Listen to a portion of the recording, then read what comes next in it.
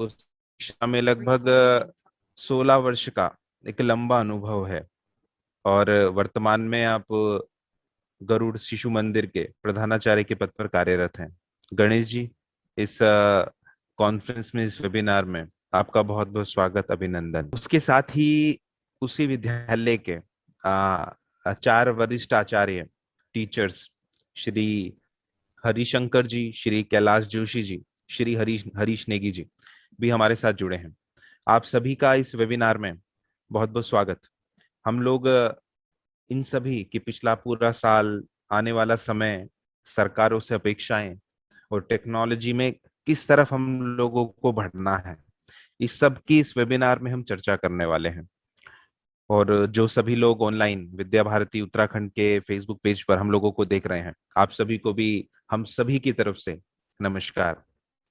और आपके कुछ प्रश्न हो तो निश्चित ही कमेंट बॉक्स में रखिएगा, हम कोशिश करेंगे साथ में ले लें, अन्यथा बाद में उसके उत्तर जरूर रखेंगे। तो गणेश जी, आपसे शुरू करते हैं। आप प्रधानाचार्य के पद पर कार्यरत हैं इस विद्यालय में। कैसा रहा पिछला साल? किस प्रकार से शिक्षा व्यवस्था को चलाया? क्या मुश्किलें आई? क्या सीखने को मिला? क्या अनुभव रहा गणेश जी? जी भाई साहब, कोरोना की वजह से पिछला साल हमारे लिए एक संकट भरा साल भी रहा और सिखाने वाला साल भी रहा। यानी कि हम कह सकते हैं कि मिला जुला रहा। हमने बहुत कुछ सीखा भी इस कोरोना की वजह से और बहुत कुछ गंवाया भी। परंतु जब कोई संकट आता है तो हमें उसमें सीखने को ज्यादा मिलता है। तो जिस तरह से टेक्नोलॉजी को हम लोगों ने अपने में स्वीकार नहीं किया था, तो हमने अचानक ऐसी संकट की घड़ी, ऐसी कोरोना काल में हमने इसको अपनाया और व्हाट्सएप ग्रुपों के माध्यम से सबसे पहले हमने व्हाट्सएप ग्रुप बनाए। व्हाट्सएप ग्रुप से हम काम देने लगे। फिर धीरे धीरे जो ऑनलाइन वो होते हैं, जूम ऐप हो गया, गूगल मीट और गूगल पाठशाला, इसके थ्रू हमने भैया बहनों को पढ़ाया। तथा जिन क्षेत्रों में, क्योंकि ग्रामीण क्षेत्र है, यहाँ कनेक्टिविटी का बहुत बड़ा इशू है। इतना बड़ा इशू है कि बोलते बोलते वीडियो बंद हो जाता था, जूम बंद हो जाता था। तो ऐसे क्षेत्रों में जहाँ कनेक्टिविटी नहीं थी, जिन भैया बहनों के पास मोबाइल भी नहीं थे, क्योंकि उनके गुजारा करना बड़ा मुश्किल था, तो मोबाइल नहीं थे, तो हमने वहाँ ऑफलाइन सेंटर भी चलाई।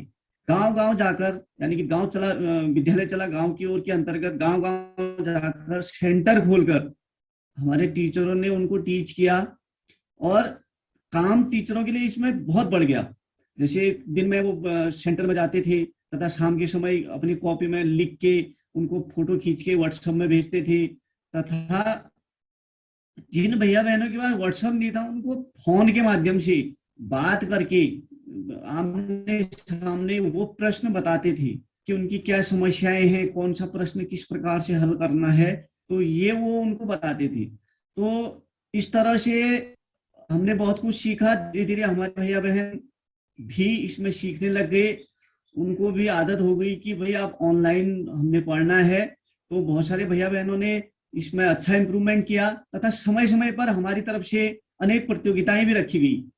जैसे अभी मई के महीने में, इसी सत्र में मई के महीने में परिवार प्रबोधन का एक कार्यक्रम रखा गया, जिसमें 60 अभिभावक जुड़े थे और अपने परिवार के साथ बैठे थे।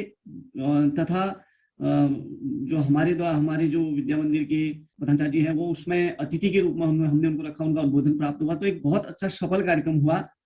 तथा हमने अभिभावकों को कॉपी चेक करने के लिए भी स्कूल में बुलाया, ताकि अभिभावकों से सीधी बातचीत हो सके। तथा जब अभिभावक आते थे, वो कॉपी रखते थे और टीचर लोग कॉपी चेक करते थे। हम उन अभिभावकों को एक जगह बैठाकर उनकी एक वो करते थे, जैसे हमने उनका प्रशिक्षण टाइप का करते थे कि जूम ऐप को कैसे चलाते हैं, क्या चलाते हैं। तो उनको हमने ऐसे अभिभावकों को भी बैठाया। तो अनेक समस्याओं का निराकरण हुआ उस समय अभिभावकों के साथ बैठ के। तो इस तरह से हमारी शिक्षा अभी निरंतर चल रही है, ऑनलाइन भी चल रही है। अभी तो ऑनलाइन है, बीच में कोरोना कर्फ्यू की वजह से हमको सेंटर बंद करने पड़े। हम अभी फिर उन सेंटरों को फिर से पुनः खोलने की कोशिश कर रहे हैं। अभी हमारी अभिभावक गोष्ठी भी होने वाली है, तथा उन सेंटरों को हम फिर से खोलेंगे, क्योंकि हम उन भैया बहनों के पास हमको जाना ही पड़ेगा कि जो हमसे नहीं जुड़ पा रहे, टेक्नोलॉजी से नहीं जुड़ पा रहे। ग्रामीण क्षेत्र होने की वजह से थोड़ा दिक्कत है, परंतु फिर भी हमने बहुत सुधार किया है। ठीक है, बहुत अच्छा। इसमें कोई आचार्य अपने इनपुट रख सकता है तो कैलाश जी या हरि जी अपने अपने आप को अनम्यूट करके इस पर कोई भी इनपुट दें कि किस प्रकार से पिछला पूरा वर्ष रहा।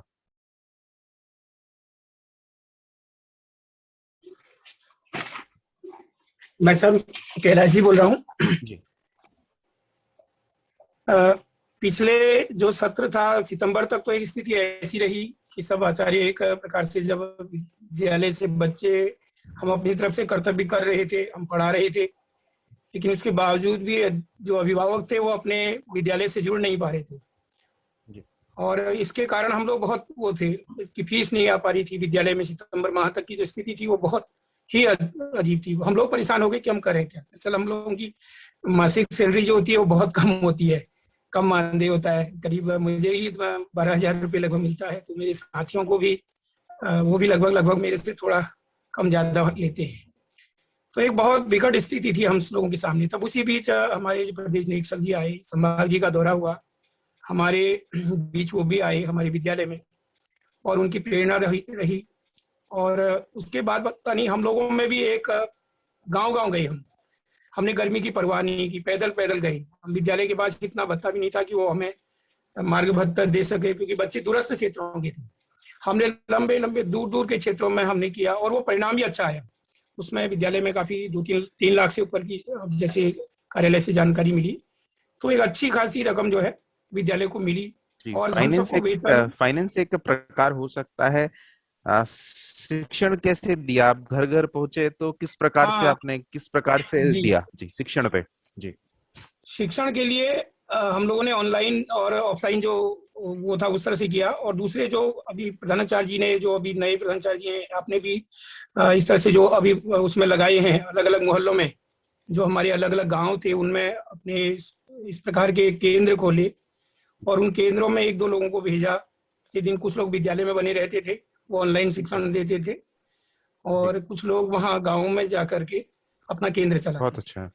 और नतीजा ये रहा कि उससे हमारे बहुत सारे अभिभावक, हमको उनका बहुत सहयोग मिला, यहाँ की जो लोगों का सहयोग मिला। लेकिन अधिकांश परिवार जो है, मेरी जो अपनी जानकारी है कि उसमें वो बिल्कुल एकदम मध्यम वर्ग या निम्न वर्ग के हैं, लोग बाहर नौकरी करते हैं, वो घर बैठे हैं, और उन्हें अपनी परिस्थिति भी बताई। गाड़ी की समस्या भी बहुत बड़ी है, बच्चों का विद्यालय से जुड़ ना पाना, दूर से ना आना पाना। एक तो गाड़ियों का रेट ज्यादा हो गया, 18-20 किलोमीटर दूर से बच्चा विद्यालय में आ रहा है, तो वहाँ या तो नेट कनेक्टिविटी नहीं है, पूरे बच्चे नहीं जुड़ पा रहे थे। लेकिन अभी संख्या भले ही बड़ी है, पहले के मुकाबले अभी संख्या बड़ी है। तो उस समय बहुत कम बच्चे जुड़ते थे। जब संभाग निरीक्षक या कोई भी निरीक्षक हमारी कक्षा में आते थे तो उन्हें देखते थे कि 3 या 4 बच्चे मुश्किल से जुड़ पाते थे। तो आज किसी किसी संख्या में बच्चे 15-16 या कभी कभी 20 तक की संख्या भी रहती है। अब बहुत सारे दूरस्थ क्षेत्र हैं, जैसे हम खेड़ा वगैरह कहें या दूरस्थ गाँवों में कहें, सलानी कहें, तो वहाँ के बच्चे, वहाँ नेटवर्क की प्रॉब्लम रहती है। बहुत अच्छा। वो जुड़ नहीं पाए, लेकिन हमारी अपनी तरफ से प्रयास रहा। हम लोगों ने लगातार प्रयास किया कि हम जब कुछ उनको देंगे तभी उनको हम अपनी तरफ से मेहनत करेंगे, तो कभी ना कभी उनका प्यार स्नेह हमको मिलेगा। आपने निश्चित ही कोरोना काल में शिक्षा को निश्चित ही अवरुद्ध नहीं होने दिया और अपने प्रयत्न से कोशिश की कि शिक्षा सुचारू रूप से चले और हर छात्र यानी हर स्टूडेंट तक कुछ ना कुछ चलता रहे, शिक्षा चलती रहे। इसी प्रश्न में एक एडिशन करता हूं। हरिप्रकाश जी, आपके पास आता हूं, अनम्यूट कीजिएगा। जी सर। क्या प्लानिंग है? जैसे अब कुछ लोग थर्ड वेव की बात कर रहे हैं कि कोरोना की तीसरी वेव आएगी, तो स्कूल खुलेंगे भी, ऐसा भी हो सकता खुलें पुनः बंद हो या चलते रहें। तो कंफ्यूजन सी की स्थिति है कि किस प्रकार से विद्यालय इस वर्ष चलेंगे। तो क्या प्लानिंग है? पहले आप इस पर इनपुट दीजिए, वापस फिर प्रधानाचार्य जी के पास चलते हैं। जी सर, अभी हम उसके थर्ड वेव के लिए अभी से तैयारी कर रहे हैं। हमने हमारे जो विद्यालय में है 3 वर्ग के बच्चे आते हैं, उनका हमने वर्गीकरण कर दिया है। पहले वो बच्चे हैं जहां नेट कनेक्टिविटी अच्छी है और उनके पास उनके जो पेरेंट्स हैं जूम ऐप को ऑपरेट कर लेते हैं ठीक ढंग से और उनके पास स्मार्टफोन है। दूसरा वर्ग जो बच्चा हमारे पास है, उनके पास न तो स्मार्टफोन है, न वहाँ नेट कनेक्टिविटी अच्छी भी नहीं है, वहाँ नेट कनेक्टिविटी नहीं है। और तीसरा, अगर हम उनको इकट्ठा करें तो कम से कम आसपास 2 गांव को मिला के वो 15 लोग इकट्ठे हो जाएं, उससे अधिक 15 बच्चे अधिक बच्चे एक जगह पर इकट्ठे हो जाएं। और तीसरा वर्ग हमारे पास वह है जहां नेट कनेक्टिविटी नहीं है, स्मार्टफोन भी नहीं है, उनके पेरेंट्स उसको ऑपरेट भी नहीं कर पाते हैं और 15 से कम है वो बच्चे, उस गांव में या 2 गांव में मिला के 15 से कम बच्चे हैं। तो हमने उनके लिए अलग अलग योजना बना रखी है। जो फर्स्ट वर्ग के हैं जहां नेट कनेक्टिविटी अच्छी है और जूम ऐप को ऑपरेट कर पाते हैं और स्मार्टफोन है, उनको तो हम ऑनलाइन शिक्षण देंगे, ये हमारी योजना है। और दूसरे जो वर्ग के बच्चे हैं जहाँ 15 लोग इकट्ठे हो सकते हैं, 15 से अधिक, 2 गांव को मिला के एक गांव के बच्चे 15 हैं या 15 से अधिक हैं, वो एक साथ इकट्ठे हो जाएंगे, तो उसको हम ऑफलाइन देंगे। वहां हम जाएंगे, हम 2-2 टीचर जाएंगे, एक-एक टीचर जाएंगे और वहां हम उनको पढ़ाएंगे, फिजिकल रूप से हम जाएंगे, पढ़ने जाएंगे। और तीसरे जो हैं जो बहुत दूर हैं, जैसे 15 किलोमीटर है या 20 किलोमीटर है, वहां हम 15 से कम बच्चे हैं, जैसे दूर, बहुत काफी दूर है, हमारे केंद्र जहाँ पर है वहां से 20 किलोमीटर दूर है, 15 किलोमीटर दूर है, तो वहां पर हम सप्ताह में केवल 2 दिन जाएंगे, उनकी कॉपियां देंगे, उनको होमवर्क देंगे, क्लास वर्क कराएंगे और 2 दिन जाएंगे। इस प्रकार से हमने उनको वर्गीकरण कर रखा है। और जहाँ संभव है हम ऑफलाइन पढ़ाएंगे उनको। और जहाँ पर नेट कनेक्टिविटी सही है, स्मार्टफोन है और जूम ऐप ऑपरेट कर पाते हैं, तो हम वहाँ ऑनलाइन शिक्षण देंगे। ये हमारी योजना है। इसमें हम अभी हम संपर्क कर रहे हैं, उनका वर्गीकरण कर रहे हैं, उसके बाद तुरंत अभिभावक गोष्ठी बुलाने वाले हैं, ये हरले के बाद। इस तरीके से हमारी योजना बन रही है उनको पढ़ाने के लिए।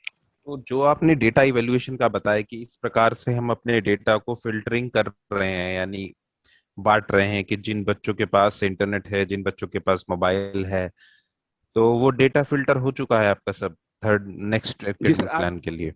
Okay, good. ना जी, हाँ सर, हो रहा है, आजकल हो रहा है। हम 3 दिन हो गए, हम संपर्क में गए हैं और कुछ बच्चों का हम लगभग 70% बच्चों का हो चुका है, 30% बच्चे और रहे हैं। लेकिन हमारा इस बार बिल्कुल ये संकल्प है हमारा कि हम किसी भी बच्चे को, चाहे वो कितनी दूर हो, हम उसको छोड़ेंगे नहीं। 3 दिन में एक बार उसको संपर्क करेंगे, चाहे वो यहाँ से 20 किलोमीटर में हो या 25 किलोमीटर दूर हो। हम चाहे 2 लोग बाइक लेके जाएंगे, कैसे भी जाएंगे, हम जाएंगे, उसको मिलेंगे पक्का, हम छोड़ेंगे किसी हालत नहीं उसको। बहुत अच्छा, ये हमारे इस बार बहुत अच्छा। आपकी प्लानिंग देखकर अच्छा लगा। इसमें कुछ एडिशन करना चाहेंगे प्रधानाचार्य जी कि क्या प्लानिंग है नेक्स्ट ईयर की या जो करंट एकेडमिक सेशन की?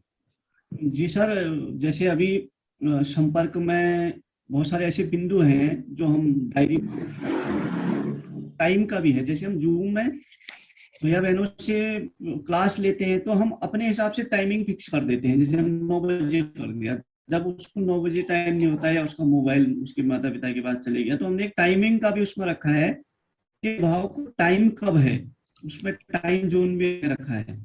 वो जब एनालिसिस होके आएगा कि भाई हम अधिकतर लोग रात के 8 बजे करते हैं, तो हम कोशिश करेंगे कि हम 8 बजे ही अपनी क्लास लें, ताकि उसमें अधिक से अधिक भैया बहन जुड़ पाए।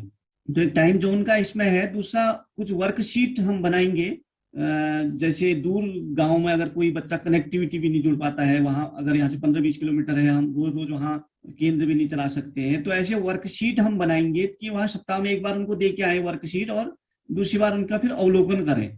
तो उसमें बहुत फर्क पड़ेगा, क्योंकि अभी जो समाज है, जहां तक हमने विश्लेषण किया है समाज का, समाज 2 वर्गों में बढ़ गया है। एक तो 30% ऐसे भैया बहन है जो जिनके घर में थोड़ा बहुत देखने वाले हैं और वो बहुत अच्छा पढ़ रहे हैं, यानी कि वो कमजोर नहीं हुए तो ज्यादा बड़े भी नहीं, ठीक ठीक उनको अपनी कक्षा का अनुभव है। परंतु 70% भैया बहन ऐसे हैं जो 0 लेवल पर पहुंच गए हैं, यानी कि वो क्लास के उनकी आईक्यू रही ही नहीं, इतने नीचे पहुंच गए हैं। उनको उनके लेवल पर लाना, ये हमारी प्राथमिकता रहेगी। बाकी जो 30% है वो जूम ऐप से जुड़ते हैं और हमको जूम ऐप में फॉलो करते हैं, तो वो सही बने हुए हैं।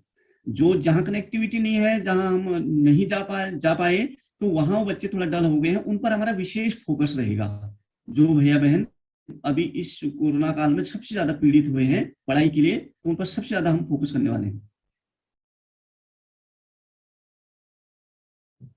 बहुत अच्छा है। आपकी प्लानिंग देखकर लग रहा है कि आपने डीप रिसर्च किया है और कोशिश की है फाइंड आउट करने की कि व्हाट्स द रियल प्रॉब्लम क्या है, और उसके समाधान भी खोजने की कोशिश की है। बहुत अच्छा। में जाता हूँ, सरकारें, राज्य सरकार हो या केंद्र सरकार हो, बहुत सी कोशिशें की गई टेलीविजन चैनल्स के माध्यम से या कुछ एफएम रेडियो के माध्यम से, अनेक प्रकार की चीजें की गई। तो वर्तमान में आपका क्या सुझाव है या क्या अपेक्षाएं हैं राज्य सरकारों से या उत्तराखंड सरकार से?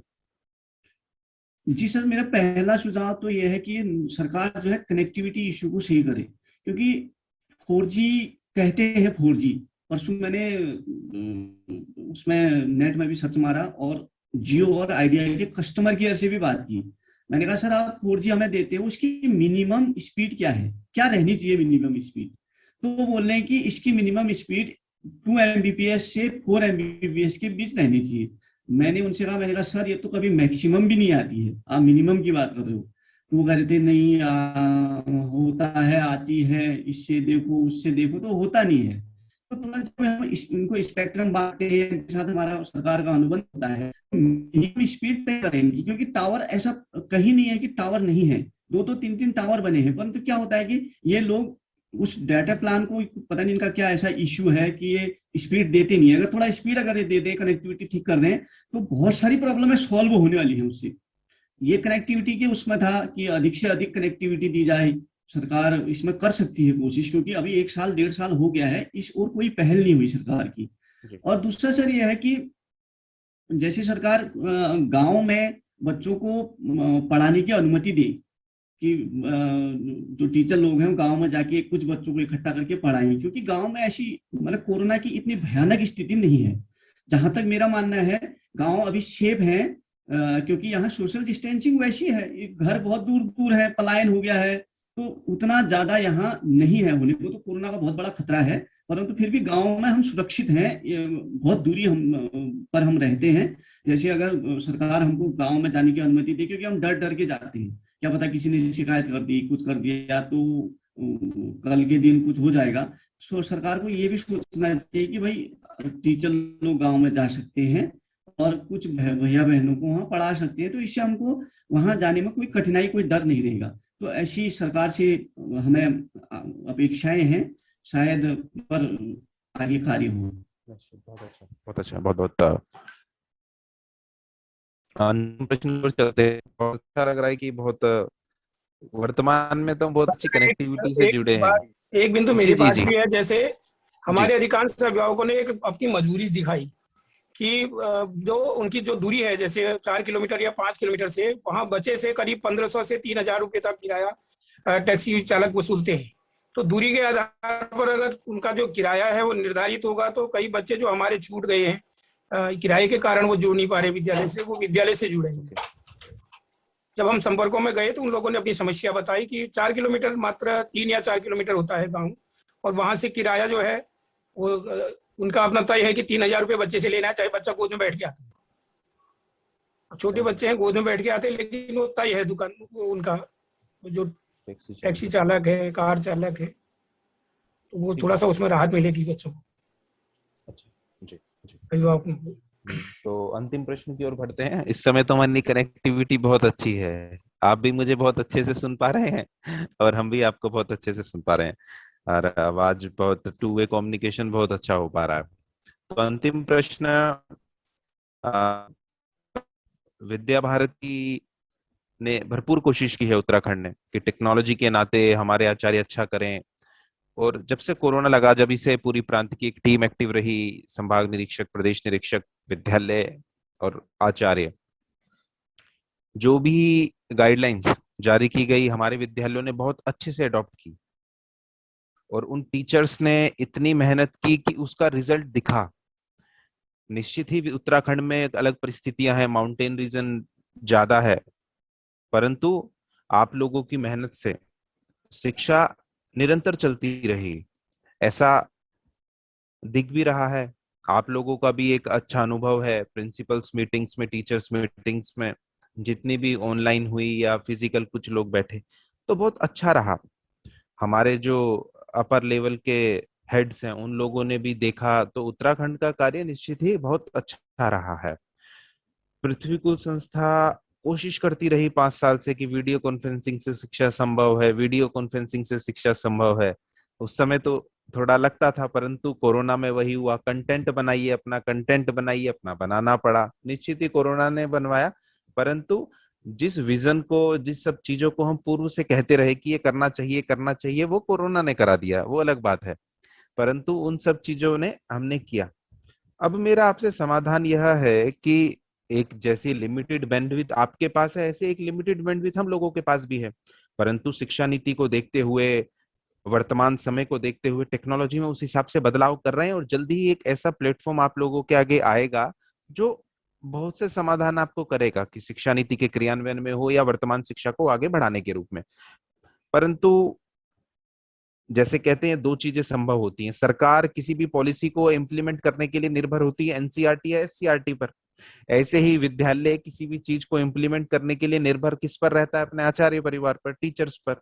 तो टीचर का अपग्रेडेशन यानी स्टैंडर्डाइजेशन ऑफ टीचर, जो शिक्षा नीति में भी कहा गया है, और अगले सत्र 2022-23 से इसको लागू करने की भी 100% इम्प्लीमेंटेशन प्लान भी आ चुका है। तो टीचर्स को अपग्रेड होना पड़ेगा टेक्नोलॉजी के लिए। कोरोना ने भी किया है, हम लोग भी कोशिश कर रहे हैं। तो आप लोगों के क्या सुझाव हैं कि टेक्नोलॉजी में प्लैनेट स्कूल या पृथ्वीकूल संस्था क्या इस वर्तमान समय में करना चाहिए? आपकी क्या मतलब एक तरह से अपेक्षाएं हैं? जी, कोई भी अपनी राय रख सकता है इस पर। जी सर, मैं हरीश नेगी। हेलो, सुन पा रहे हैं सर? जी सुन पा रहे हैं, बताइए। ओके सर, जैसे वर्तमान स्थिति में देखने के ऑनलाइन तो अब ये लगाओ लगभग जरूरी जैसा हो गया है। पिछले 1.5 साल से जो हमारी कोरोना महामारी चल रही है, इसमें सभी जगह ऑनलाइन है। चाहे वो हम पढ़ाई की बात करें, चाहे अपने बिजनेस की बात करें, उसमें बिजनेस भी लगभग सब ऑनलाइन हो ही गए हैं, क्योंकि घर बैठे बिजनेस कर रहे हैं। तो अभी हम क्योंकि शिक्षा से जुड़े, तो हम शिक्षा की बात करें तो शिक्षा में क्या है, ऑनलाइन के लिए बच्चों को हम पढ़ाते हैं। अब पहाड़ों में तो कनेक्टिविटी का भी, और मेरे साथी ने कहा भी कि इश्यू है थोड़ा सा। जहाँ ठीक है वहाँ तो ठीक है, ऑनलाइन हम चला रहे हैं, वो बच्चे हमको सब उत्तर भी दे रहे हैं और देख भी रहे हैं, अच्छा काम भी कर रहे हैं। लेकिन जो दूर क्षेत्रीय गांव है, जो पहाड़ों में दूर दूर गाँव है, जहाँ कनेक्टिविटी अभी बहुत कम है, तो वहाँ के लिए अब हम अपने वीडियो बना के भेजते हैं। वीडियो के माध्यम से ऑफलाइन करके जैसे वीडियो बनाई और सब में भेज दिया, उसके द्वारा हम बच्चों को पढ़ाने की कोशिश करते हैं। लेकिन क्या होता है कि वो वीडियो ज़्यादा लंबी हो जाती है। इतनी टेक्नोलॉजी अभी हम पहाड़ में कहें, अभी इतनी टेक्नोलॉजी हमारे पास नहीं है, या हमारे को उतना सुविधा हमको आती नहीं है, उतने ऐप का हम ज्ञान जानते नहीं है कि वीडियो को छोटी करें। अब छोटी करें तो क्वालिटी साफ नहीं आती है। तो हम ये चाहते हैं, अगर विद्या भारती जो है देने को समय समय पर हमको बहुत सारे उन्होंने जो है ट्रेनिंग दी, हम भी अपने जो हमारे साथी आचार्य उनको बताते हैं, दूसरे का सहयोग भी करते हैं। जैसे मुझे कुछ नहीं आया तो दूसरे आचार्य मुझे सहयोग करते हैं, या फिर आप ऐसा कीजिए, ऐसे जूम ऐप करो, ऐसे व्हाट्सएप द्वारा आप भेजो, ठीक है, अच्छा भी है। लेकिन मैं चाहता था कि अगर विद्या भारती के पास ये जो हमारे पृथ्वीकुलम है, पृथ्वीकुलम के अगर कोई ऐसी टेक्नोलॉजी हो या ऐसी हमको ट्रेनिंग दे दे, चाहे हमको वीडियो भेजते, कि हम अपनी वीडियो जो बना रहे हैं उसको छोटा करके बच्चों तक बिल्कुल साफ चित्रण पहुंच जाए। तो ऐसा कोई ऐप हो, उसकी जानकारी दे दें, या कोई सॉफ्टवेयर हो, उसकी जानकारी अगर हमको मिल जाए तो बड़ा अच्छा होता, क्योंकि हम भी इतना जानते नहीं है। जितना हमको हम उससे करने की कोशिश कर रहे हैं, उससे अधिक हम यूट्यूब में ढूंढ के करते हैं, या अपने आप साथी बैठकर अपना जैसे भी हो मतलब कर रहे हैं, वो बच्चों को अपना वो भेज भी रहे हैं यूट्यूब के माध्यम से। अपने जो कक्षा में हम पढ़ा रहे हैं उसको हम भेजते हैं बच्चों को। लेकिन क्या होता है, वीडियो लंबी हो जा रही है या फिर साफ नहीं आ पा रहा है, तो इसकी जरा इश्यू है सर। हाँ, मैं इसका आपको बताता हूँ कि कोशिश कर रहे हैं कि लर्निंग मैनेजमेंट सिस्टम पर काम भी हो रहा है, और बहुत जल्दी, मैंने जैसे बताया, आपके पास एक बैंडविड्थ इशू है, हम लोगों के पास भी एक बैंडविड्थ इशू है। परंतु निश्चित ही इन सभी प्रॉब्लम्स का आपका बहुत जल्दी हम समाधान करने की कोशिश करेंगे। और जो आगे की ट्रेनिंग होनी है प्लैनेट स्कूल द्वारा, उसमें भी इन सब चीजों को लेकर हम निश्चित ही कि how to make a good content, मतलब किस प्रकार से आप अपने स्थान पर अच्छा कंटेंट बना सकते हैं, किस प्रकार से अच्छी ऑनलाइन कक्षा लेनी चाहिए, इन सब पर जल्दी ही कुछ ट्रेनिंग सेशन ऑनलाइन हम शुरू करेंगे। बहुत बहुत धन्यवाद हरीश जी। मैं कोशिश करूंगा कि प्रधानाचार्य जी इसको कंक्लूड करें। और जी, पृथ्वीकुलम का बहुत बहुत धन्यवाद है। उसने हमको टेक्नोलॉजी से, असल में विद्या भारती को पृथ्वीकुलम ने ही जोड़ा, नहीं तो विद्या भारती को टेक्नोलॉजी से जोड़ पाना थोड़ा असंभव जैसा लग रहा था, क्योंकि आचार्य जी इतने अपडेटेड नहीं थे। उसने जितना संभव हो सका हमको ट्रेनिंग दी, हमने भी ट्रेनिंग दी, परंतु अभी भी ट्रेनिंग की सर बहुत आवश्यकता है, चाहे राष्ट्रीय स्तर पर हो, राज्य स्तर पर हो, या जिले स्तर पर हो। ट्रेनिंग ही इसका एक इलाज है, चाहे हम अपने स्कूल में दें, हमने शुरू भी किया है। अगर हम विद्यालय में जिस दिन रहते हैं तो हम आधा घंटा टीचरों को ट्रेनिंग देते हैं, चाहे किसी चीज की ट्रेनिंग हो, फेसबुक चलाने की ट्रेनिंग हो, ट्विटर चलाने की ट्रेनिंग हो, जूम की ट्रेनिंग हो, या कोई वीडियो एडिटिंग की ट्रेनिंग हो, तो हम उनको ट्रेनिंग देते हैं। जिसको जो आता है वो ट्रेनिंग देता है। तो ऐसी ट्रेनिंग से ही हमारा जो है विकास हो पाएगा। क्योंकि अभी भी ऐसे हमारे जो आचार्य लोग हैं जिन्हें कि मीटिंग के दौरान कहना पड़ता है कि आप अपने को म्यूट करो, अनम्यूट करो, यानी कि उनको ये पता नहीं कि अनम्यूट और म्यूट क्या होता है। अधिकांश अभी भी बहुत पीछे हैं, तो उनको हमें पटरी पर लाना है, क्योंकि वो हमारे साथी हैं। तो ये मीटिंग उनसे जो ट्रेनिंग से है उससे संभव हो पाएगा। और कुछ ऐसे बहुत सारे एप्लीकेशन हैं जो मोबाइल पर रन करते हैं, जैसे डेस्कटॉप पर तो करते हैं हम, जैसे वीडियो एडिटिंग करते हैं, मैं डेस्कटॉप पर कर लेता हूँ, वो ठीक है, हर कोई डेस्कटॉप पर नहीं कर पाता है। तो ऐसे मोबाइल ऐप कुछ अगर हम भेजें वैसे करके, व्हाट्सएप में भेजें या वैसे भेजें, तो लोग उनको डाउनलोड करके उसमें वीडियो एडिटिंग कर सकते हैं। तो एक ऐसा मेरा सुझाव है। बाकी पृथ्वी कुलम बहुत अच्छा कर रही है, जितना हमने सोचा था उससे ज्यादा हमको अपडेट कर दिया है पृथ्वी कुलम ने। ठीक है, बहुत अच्छा। निश्चित ही आगे कोशिश रहेगी, क्योंकि अब हम लोगों के बीच एक माहौल बन गया है कि टेक्नोलॉजी के बिना शिक्षा संभव नहीं है। तो आगे बहुत सी चीजें होने वाली हैं, जैसा आपने बनाया मोबाइल के थ्रू कैसे वीडियो एडिट हो सकती है, ऐसे बहुत से कोर्सेज कोशिश करेंगे जल्दी हम लोग लॉन्च करें। हमारी भी कोशिश बहुत जल्दी है कि हम अधिकतम प्रयास कर रहे हैं दिन रात लगकर, कि एक लिमिटेड टीम है, लिमिटेड रिसोर्सेज हैं, आप लोगों तक सब चीजें पहुंचाई जाएं। बहुत अच्छा रहा, बड़ी स्पष्टता रही, बड़े स्पष्ट प्रश्नों के उत्तर रहे आप सभी लोगों का। गणेश जी, हरि प्रकाश जी, जी जाते जी, जाते एक बात कैलाश जी मैं बताइए जी। मैं ये कह रहा था कि मुझे भी करीब मेरी 55 साल की एज है सर। मैं इतने साल से काम कर रहा हूँ, जी करीब 30 वर्षों से मैं विद्या भारती से जुड़ा हूँ।